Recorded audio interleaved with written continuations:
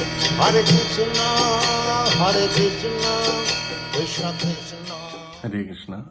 ശീല പ്രഭുപാദിന്റെ ലീലാമൃതയിൽ വായിച്ചൊരു കാര്യമാണ്, വോളിയം 7 വായിച്ചൊരു കാര്യമാണ്. അപ്പം ശീല പ്രഭുപാദ് ആദ്യമായിട്ട് അദ്ദേഹത്തിന് ഒരു ക്ഷേത്രം കിട്ടി. ആദ്യമായിട്ടാണ് അദ്ദേഹത്തിന് ഒരു പെർമനന്റ് ബിൽഡിംഗ് കിട്ടുന്നത്. അതുവരെ എല്ലാം വാടക വീടുകളിലായിരുന്നു. അപ്പം ആദ്യമായിട്ടൊരു ചർച്ച്, ഒരു ഉഡൻ ചർച്ച് നമ്മുടെ ഈ പ്രസ്ഥാനത്തിന് കിട്ടി. അപ്പൊ അവിടെ പ്രഭുപാദ് പല പല കാര്യങ്ങൾ ഇൻട്രൊഡ്യൂസ് ചെയ്തു തുടങ്ങി. അപ്പൊ പ്രഭുപാദ് ചില ടെമ്പിളൊക്കെ വലിയതാണ്, അത് പക്ഷെ വാടകയാണ്. പക്ഷെ ഇത് പ്രഭുപാദിന് സ്വന്തമായിട്ട് കിട്ടിയപ്പം, സ്വന്തമായിട്ട് പെർമനന്റ് ആയിട്ട് കിട്ടിയപ്പോൾ പ്രഭുപാദ് യഥാർത്ഥ സ്റ്റാൻഡേർഡ്സുകൾ അവിടെ ഇൻട്രൊഡ്യൂസ് ചെയ്തു തുടങ്ങി.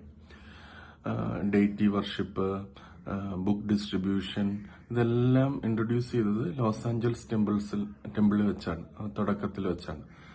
അപ്പം ആ ടെമ്പിളിന്റെ ഇനാഗ്രേഷൻ സമയത്ത് ജയനന്ദ എന്ന് പറഞ്ഞ പ്രഭുപാദിന്റെ ഒരു ശിഷ്യൻ അതിന്റെ ആ ചർച്ചിന്റെ പുറത്തുള്ള ഒരു സ്ഥലത്ത് 108 റോസാ ചെടികൾ വെച്ചിരുന്നു.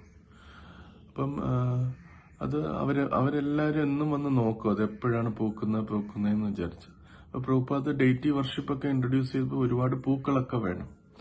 അപ്പൊ ഒരു ദിവസം ശീലാവതി എന്ന് പറഞ്ഞൊരു മാതാജി അവിടെ ചെന്ന് നോക്കുമ്പോഴത്തേനും ഒരെണ്ണത്തിൽ ഒരു ചെറിയ മൊട്ട് വന്നു. അപ്പൊ പിറ്റേ ദിവസം നോക്കുമ്പോൾ പലതിലും മൊട്ടുകൾ വരുന്നു.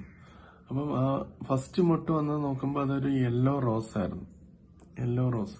അപ്പൊ അതിന് ശീലാവതി മാതാജി തന്റെ സാക്ഷാത്കാരം പറയുന്നത്, ഇതിന്റെ ഈ ചെടിയിൽ നിന്ന് ഒരു മഞ്ഞ റോസാണ് വരുന്നത്. ആ മഞ്ഞ റോസിന് അതിൻ്റെതായ സൗരഭ്യം ഉണ്ടാവും, അതിൻ്റെതായ കാണാനുള്ള കാണാനുള്ള ഭംഗിയുണ്ടാവും. അപ്പം അതിന്റെ അർത്ഥം എന്ന് വെച്ചാൽ ആ ചെടിയിൽ നിന്ന് വരുന്ന എല്ലാം ഇതേപോലത്തെ പൂക്കളായിരിക്കും എന്നാണ് പറയുന്നത്. ശീല പ്രഭുപാദിന് മണമുള്ള പൂക്കൾ വളരെ ഇഷ്ടമാണെന്ന് പറയുന്നുണ്ട്. പ്രഭുപാദ് മണമുള്ള പൂക്കൾ സ്മെല്ല് ചെയ്തിട്ട് കുറേ നേരം സ്മെല്ല് ചെയ്ത് 1 മണിക്കൂറൊക്കെ ചിലപ്പോൾ ഇങ്ങനെ എടുത്ത് കയ്യിൽ വെച്ച് ഇടയ്ക്കിടയ്ക്ക് സ്മെല്ല് ചെയ്യാറുണ്ട്. എന്നിട്ട് പ്രഭുപാദ് ഒരു വട്ടം തന്റെ ശിഷ്യനായിട്ടുള്ള ഗൗരിദാസ് പണ്ഡിറ്റിനോട് പറഞ്ഞു, ഇങ്ങനെയുള്ള മണമുള്ള പൂക്കൾ നമ്മൾ സ്മെല്ല് ചെയ്യുന്നത് കൊണ്ട് നമ്മുടെ ലൈഫ് എയർ, നമുക്കറിയാം നമ്മുടെ ശരീരത്തില് ആത്മാവ് തങ്ങി നിൽക്കുന്ന 5 വിധം വായുഭേദങ്ങളിലൂടെയാണെന്നറിയാം. അതിനാണ് ആയുർവേദത്തിലെ ലൈഫ് എയർസ് എന്ന് പറയുന്നത്. അപ്പൊ അതില് പ്രഭുപാദ് പറയുന്നു, ഈ മണമുള്ള പൂക്കള് സ്മെല്ല് ചെയ്യുന്നത് കൊണ്ട് നമ്മുടെ ലൈഫ് എയർസ് റെഗുലേറ്റഡ് ആകും എന്ന് പറയുന്നുണ്ട്. പിന്നെ അത് മാത്രമല്ല, പൂക്കളെല്ലാം ഭഗവാൻ അർപ്പിക്കാനുള്ളതാണ്. ഇപ്പൊ ശീലാദ് മാജി ആ മഞ്ഞപ്പൂ കണ്ടപ്പോൾ മാജി ചിന്തിക്കുന്നതാണ്, പ്രഭുപാദ് ആദ്യമായിട്ട് ഈ ഒരു ടെമ്പിളില് ഈ സിസ്റ്റംസ് ഒക്കെ ഇൻട്രൊഡ്യൂസ് ചെയ്തു.